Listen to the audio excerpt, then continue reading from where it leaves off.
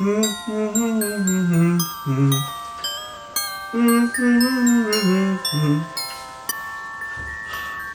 back to Immersive Sports Science and the Future of Sport Exercise Science podcast.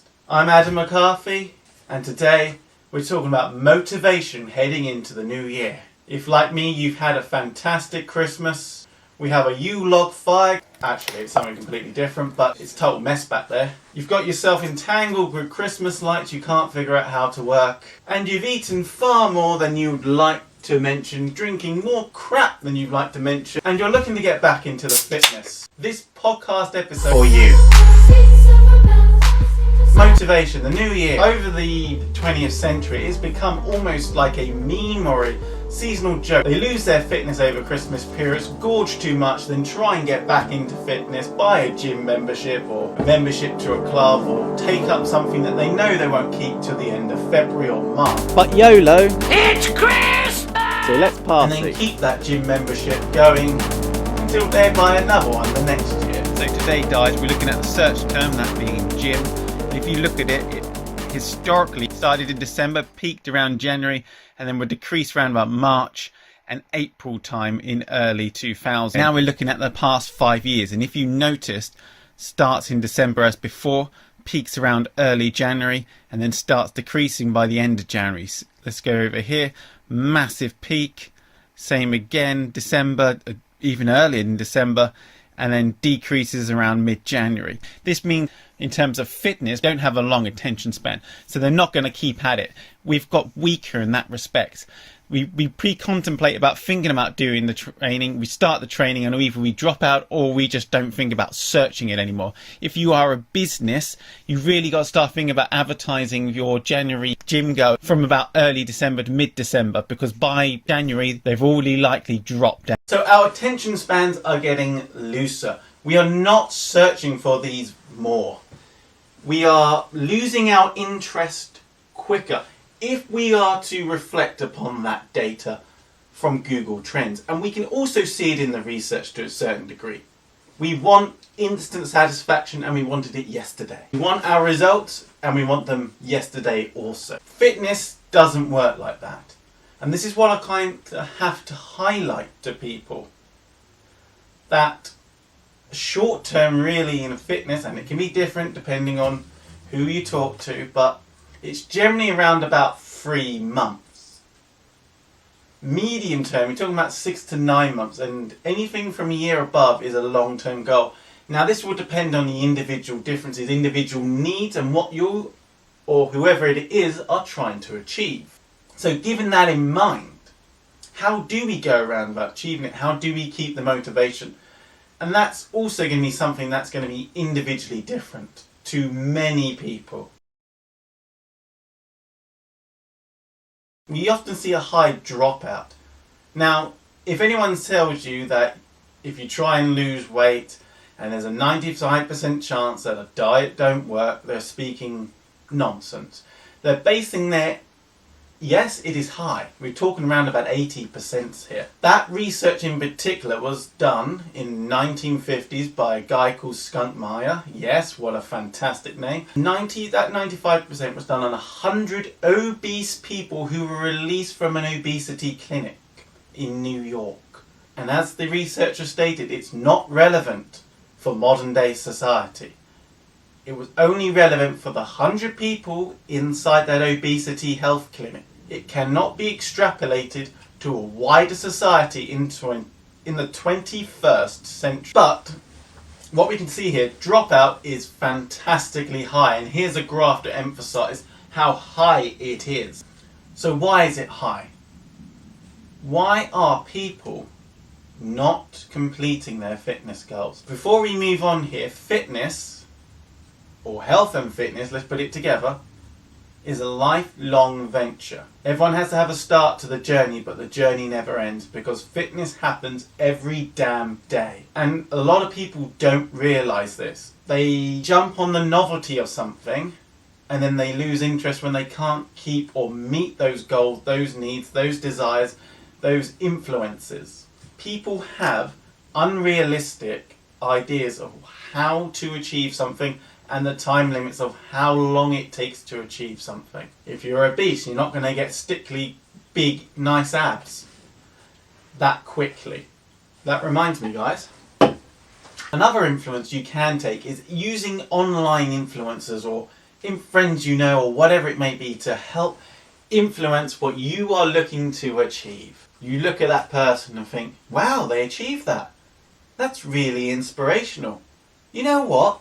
I too can achieve that. No excuse. Whatever it is, the motivation, whatever the phrase it is that motivates you to want to achieve. Bear in mind though, guys, and here's the caveat to this. If you are aiming to be like a person who might, let's say, has perfect genetics, hits the gym 3 months, just has to stare at a weight and grows massive arms, then it's not necessarily individually needs to you. So a good example would be a girl comes in stating that she wants glutes like one person, shows me a picture, and I'm like, okay, but this girl's got really wide hips. I hazard to say that she probably has a lot of type 2 muscle fibers, which means she's able to grow a lot of strong muscle in a very short amount of time very quickly. Whereas you, on the other hand, you might be lots of type 1 muscle fiber, don't have the wide hips, so therefore your booty is not going to look like hers. Another example would be giving me an example of going, I want to look like that, and you're massively obese, and you go, okay, I think you can do it, but give it free. Having too hard a session or focusing on what a personal trainer does without realizing that the personal trainer is paid to train. The uptake of inappropriate training regimes is a major cause for dropout. I worked out 6 hours a day, every day, for the last 20 years straight. I mean, anybody Can lead to exhaustion and burnout, especially when the novelty wears off. This leads us into the world of toxic positivity. The feeling, the need that you have to be positive and productive all the time. Culture shock, guys. Sometimes we are not. And it's okay to feel like that.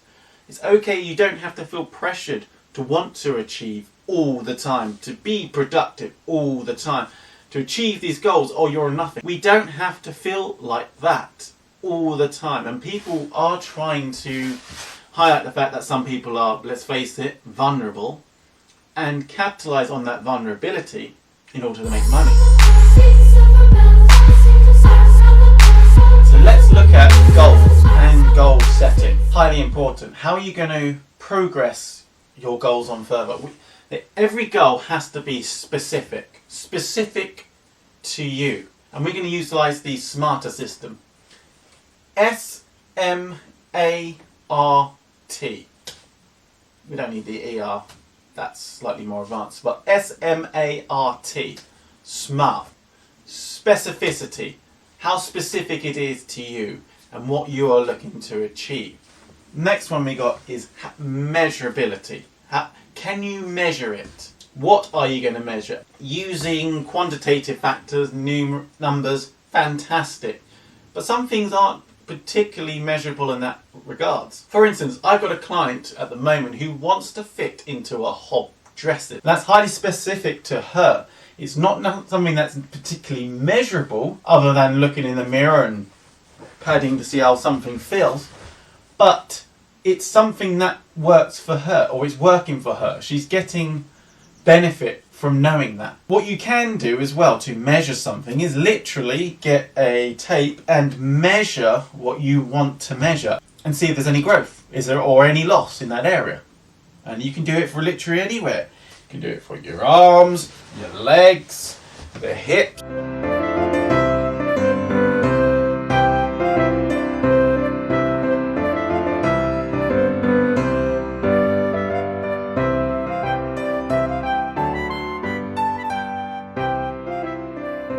Because it's very hard to know and understand whether you are achieving what you are wanting to achieve. It's going to sound stupid because you live in your own reality, you live in your own body, and you can't necessarily see the changes that are happening to your body in everyday life, necessarily, compared to what others are looking at you. God, man, look at you, you've lost like 200 pounds.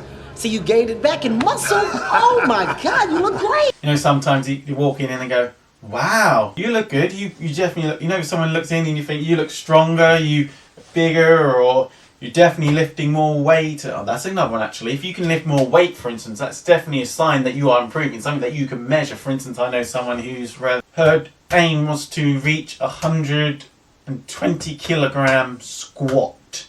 You did hear that right? Oh, so her first aim was to reach 100 kilogram squat. Now she's aiming to reach 120 kilogram squat. So those are her particular fitness goals. She's not an athlete, she's not a power lifter, she's just something that she wanted to do. Another thing you can do to see if something is particularly measurable to you is you might want to take a before and an after photo. And why am I voguing? But anyway, a before photo, what you are when you started your journey, followed up by another photo of what you are at the end of your journey, or during your journey really, because our journey never really ends.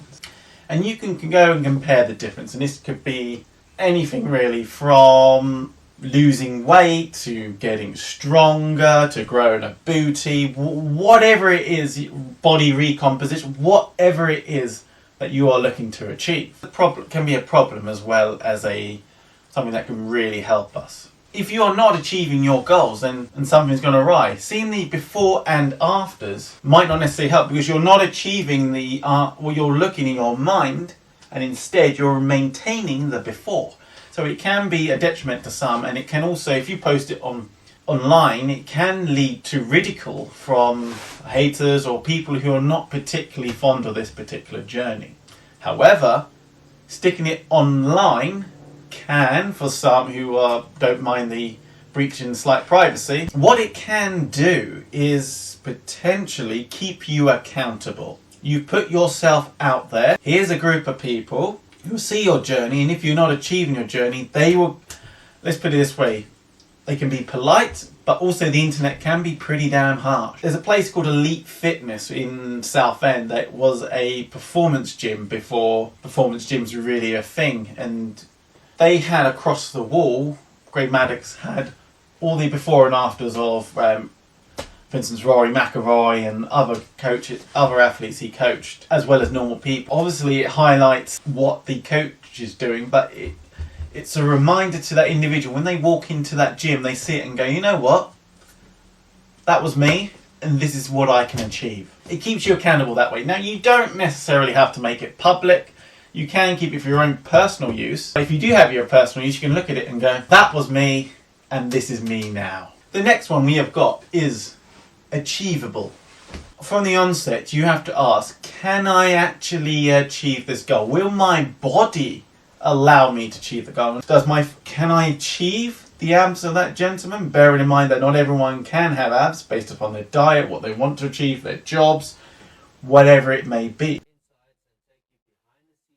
What you got to bear with social media is that it's often highlighting positives, goods. Instagram's a good example of this.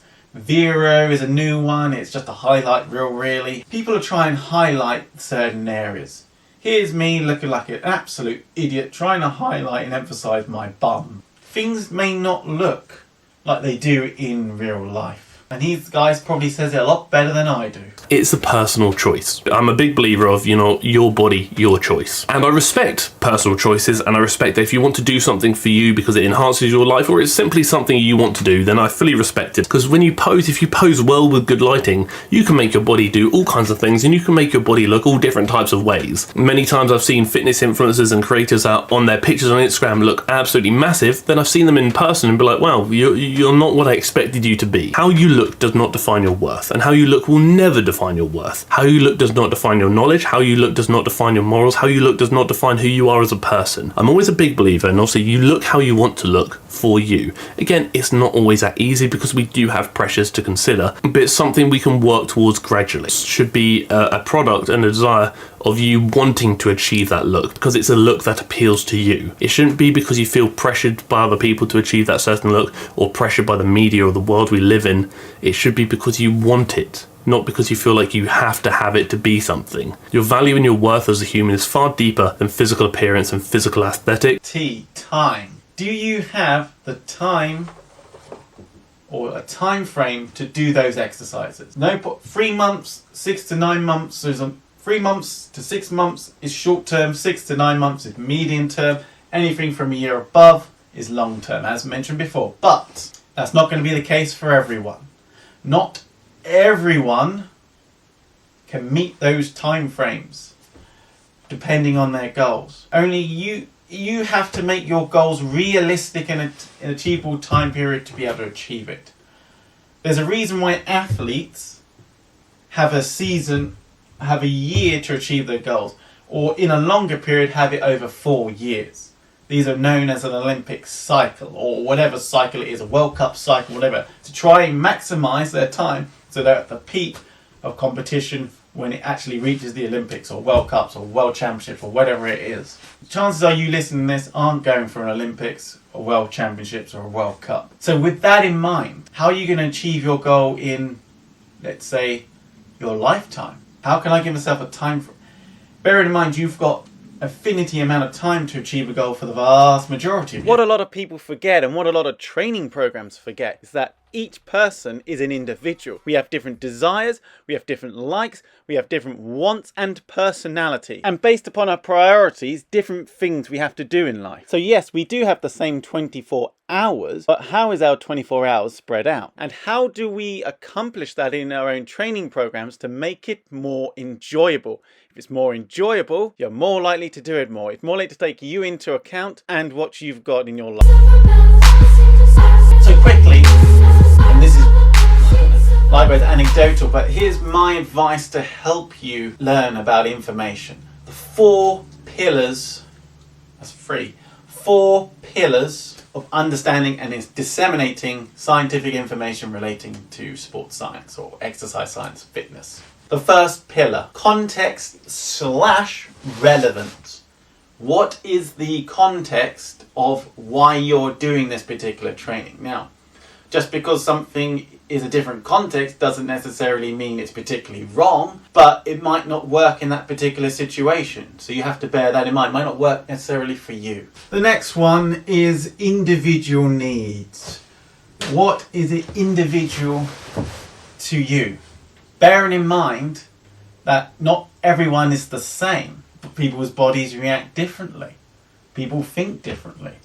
The beauty about being a human or being about an animal and any instinct is that you are different to your peers. What works for them may not work for you. Point 3, we're going to look at nuance. And here is the definition of what nuance means. Point 4, we're going to talk about, or pillar 4, we're going to talk about the dosage. How much, how long, for how little you have to do to achieve a goal. Bearing in mind that individual differences really encompass it all. And for instance, you may, to get a big chest, do 20 press-ups. Someone else may have to do more than 20 press-ups, do 20 press-ups for a warm-up, then do a whole entire chest session, including bench press, flies, pec deck, whatever, to achieve the same in terms of aesthetic looks or size. For some people, how many calories they're taking, how many calories do they need to take in to lose weight? It's going to be different for everyone. Like with anyone, we're going to try and want to learn to improve ourselves. We motivate ourselves. We've got our music and we're all ready to hit the gym. But there's a slight problem. We want to improve self. Where do we gain the knowledge to improve ourselves? Now, one way we can gain our knowledge is by looking at fitness, looking at scientific journals. Attitudes and doping, a structural equational analysis of the relationship, sports orientation and doping behaviour. Study aim to investigate doping factors and correlates of potential doping. Yeah, try and read one of them. Don't get me wrong, science journals are really good. They help us. The knowledge you can gain from them are fantastic, but bugger me sideways, they are boring to read. And for some people, are going to be extremely hard to read, especially if you've not got a university or college background. Nonetheless, we can learn to read them. Now, this is not necessarily the video where I teach you how to read a journal article. That probably have to be another podcast if you are looking for that kind of thing. We can look at what they call review articles, meta-analyses, systematic reviews. Don't worry about the terms. Some of them are better than others. Where they review a whole host of information and the scientist then gives, from their own tests, if you like, of reading journal articles, decide what the evidence is. And after a while you get a background of information. I can imagine some of you looking at this thinking, there ain't no way, man, I'm going to be reading all those articles. No way, not even the abstracts. I don't understand them, don't want to understand them, but I need to understand them. And I ain't got the time for that. Ain't nobody got time for that. Well, fair enough, but how are you going to get your information? Next thing we have to look at is books. Books. We can get our information from books, but likewise, depending where you are in the world, some people can publish a book and it doesn't matter what's in the book. Who wrote the book?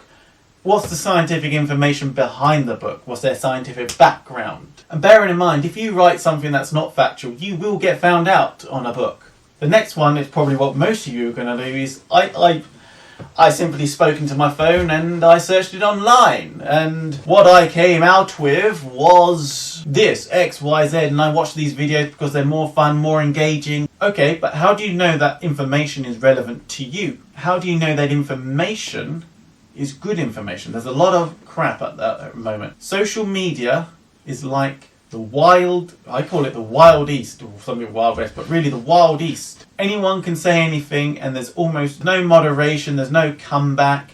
I can sell you stuff really without anyone giving me a slap on the wrist. And ultimately what you need to find that information that is good is that you need, if you like, a repertoire of people you listen to. And with social media especially, we have something called a filter bubble where we get so intrigued in certain information that we seem to forget everything else. So sometimes it may be best to expand our horizons out of our filter bubble, out of the group of information we look at, and see what they said, and try and find people who say different things. Now there's a difference between having a difference of opinion on a scientific background and saying something that's completely utter nonsense, pseudoscience. And it comes to apparent what they say after you've learnt quite a bit from the wider environment. This is what we call the beginner's trap. A lot of beginners get involved, they listen to someone who tells them what they want to hear, or tells them that they can achieve what they want to hear, tells them the secret to losing belly fat that YouTubers don't want you to know. They get sucked in to what effectively is a money-making scam. The more money you spend, the better you can become, and that's not necessarily the case. Do not get yourself caught in that newbie trap. They're aiming their whole business upon people who don't know better. But the more you do it, the more you learn, the better you become at seeing these. Now, for many people, they will not have that opportunity because they lose interest and they go off and they lose motivation to go into fitness or health because they have been scammed.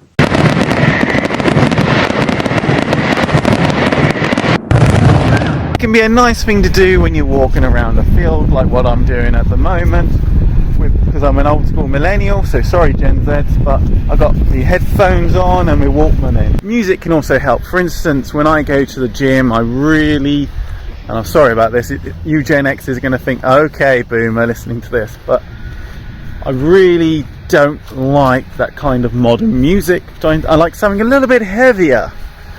So I've got me headphones on, I can start blasting out that stuff that really helps me when I'm in the gym to get motivated. Now, music, we all have our styles and some of us are more eclectic than others, but when it comes to music, we get bored of it after a while, potentially. So keep it fresh, keep it new, but sometimes just having music by itself is not enough. Sometimes the refreshing thing is actually to just listen to the radio or no music at all, and that can keep you motivated. Doing exercise we enjoy is more likely to keep us exercising. It's got to suit around our work, it's got to suit around what we do, whether that be running, jogging, skipping, shadow boxing, whatever it is. If we enjoy it, we are more likely to keep going with it. Granted, a lot of what we enjoy doing may not meet our physical activity requirements depending on the individual. Nonetheless, staying on the same training modality for all our life is highly unlikely because fitness is a journey. We change as people and we change in our mind what we enjoy. For some people, simply getting out and doing something is the first step on the journey.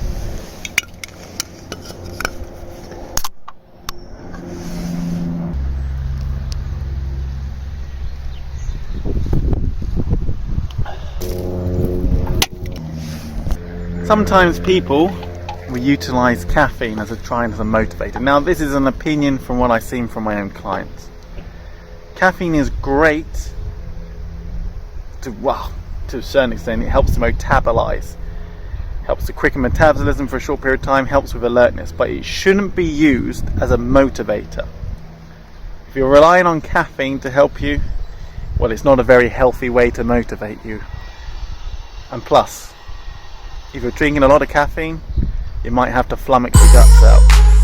The first common mistake is that people often think the best time to train is after Christmas. In reality, the best time to train is today. The second best time to start your training is tomorrow. Otherwise, you leave it to the never potentially. Also, life has a nasty habit of getting in the way. And psychologically, you may think of this as only the thing you do over the Christmas New Year period, thusly not achieving what you're wanting to achieve. And as strange for many of you to hear me say this, but fitness is not a magic bullet. It will not necessarily change you as a person. You have to do that yourself.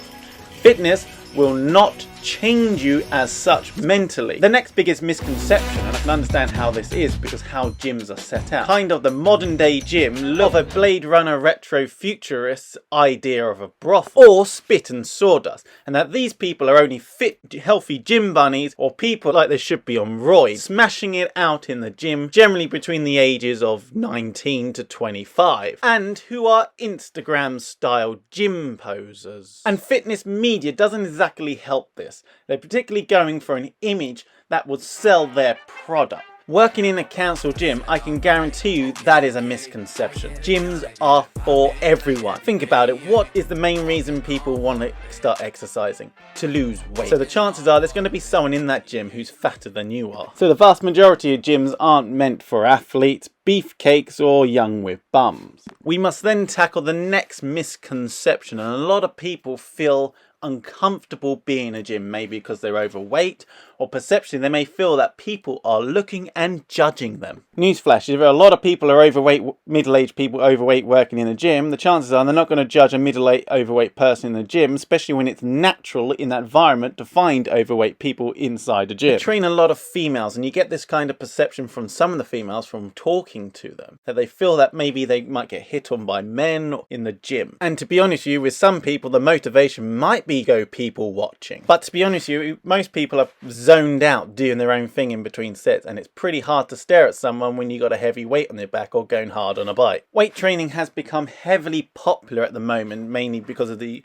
inspiration from the Instagram generation to get the big booty and then later on to have the strong, thick look. But historically, it wasn't this case. Women were perceptually seen in society to be thin, and that if you were to do weights, you get massive. If that was the case, half the men in the gym would want a refund. Women's bodies aren't designed like that. They have less testosterone, less ability to build muscle. Anecdotally, I've seen mainly from the older generation going into the gym and picking up the lightest weight possible.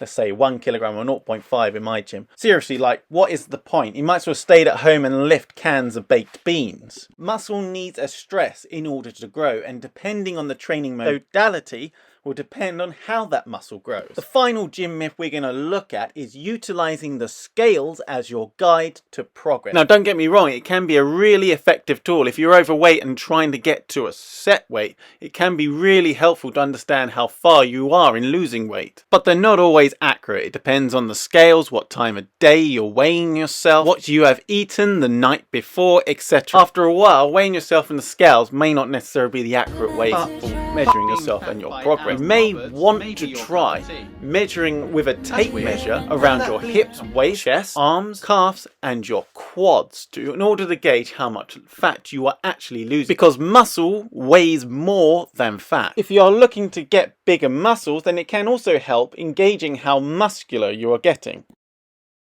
Your own training program, and you said, sod you, I'm going to come up with my training man. I don't need a personal trainer. I don't need a gym instructor. I just need my own ideas because there's a pigeon, I am knowledgeable enough to be able to write my own. And that's fair enough point.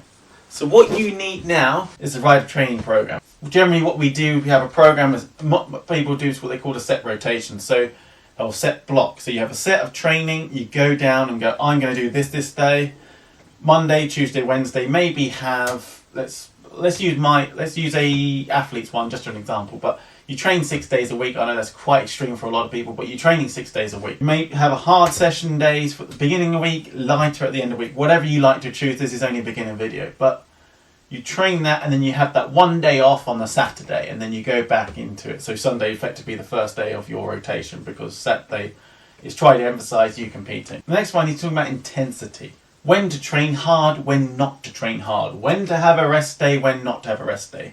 Generally at the beginning of a block of training, the first couple of weeks are always going to be the hardest. You've got to have, though, a period of training where it's not so hard. You might want to do split blocks like that. So you might want to work back, chest, arms 1 week, then legs the next week. But it's not for gym, it's not a particularly efficient way of doing it. Most people might have days where they go back and chest 1 day, arms the next, legs twice a week, because a lot of people find, especially men, because they don't work them as often, might find legs hard, so they double up on the legs. You are not going to be 100% smashing it every week. You're going to be tired. You might not be able to lift one day, and some as heavy or whatever it is, and you ask yourself and you go, why is it? Is it mental? Is it physical? No idea. Sometimes you just have off days and you just have to accept an off day is not going to be as strong as you possibly may be. I'm Adam McCarthy of Immersive Sports Science. I hope you enjoyed this video on Vero or YouTube or however you watch it, your podcast. And if you really like this video, you may also like this one on the screen now. And as always, guys, I will see you in the new year. Healthier, happier you on my next videos. We wish you a Merry Christmas and a Happy New Year. Do do do do do do do do do do do and a Happy New Year.